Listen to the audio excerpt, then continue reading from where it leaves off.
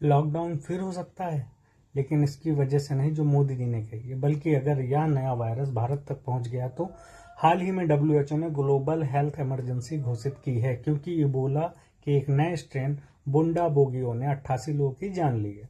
336 लोग संक्रमित हो चुके हैं और अब यह अफ्रीका के 2 देशों में फैल चुका है। और इससे डरावनी बात, इस स्ट्रेन का अभी तक कोई वैक्सीन विकसित नहीं हुई है, ना कोई इलाज।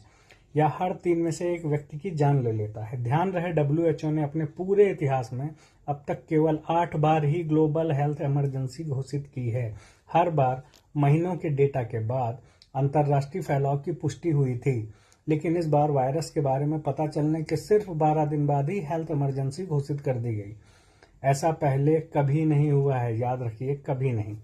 लेकिन आखिर अचानक इतने वायरस, इबोला, हांटा वायरस और नोरो वायरस क्यों सामने आ रहे हैं, जबकि दुनिया अभी तक कोविड से पूरी तरह उबर भी नहीं पाई है। काश मैं कोई साजिश वाली कहानी कह पाता, जैसे कि बिल गेट्स वगैरह।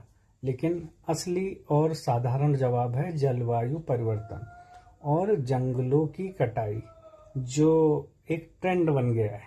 देखिए, इबोला जैसे वायरस गहरे जंगलों में रहने वाले चमगादड़ों के अंदर पाए जाते हैं।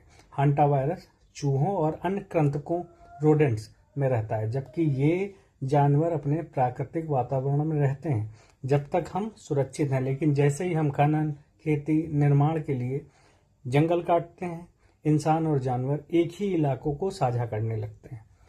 वहीं से वायरस इंसानों में कूद जाता है। इसे एक टर्म है, उसे कहते हैं स्पिल ओवर। और जलवायु परिवर्तन इसे और भी खतरनाक बना देता है। सूखा एक तरफ और दूसरी तरफ बाढ़ जानवरों को उनके पुराने इलाकों से बाहर ढकेल देते हैं और वो इंसानी बस्तियों के करीब आने लगते हैं, जहां पहले कभी नहीं आए थे। या इबोला का प्रकोप भी एक माइनिंग जोन से शुरू हुआ था, अगर आपने पढ़ा होगा। जंगल काटे गए, लोग वहां पहुंचे और वायरस को एक नया होस्ट मिल गया। नया होस्ट, मैं बस उम्मीद करता हूं कि यह भारत तक ना पहुंचे। धन्यवाद।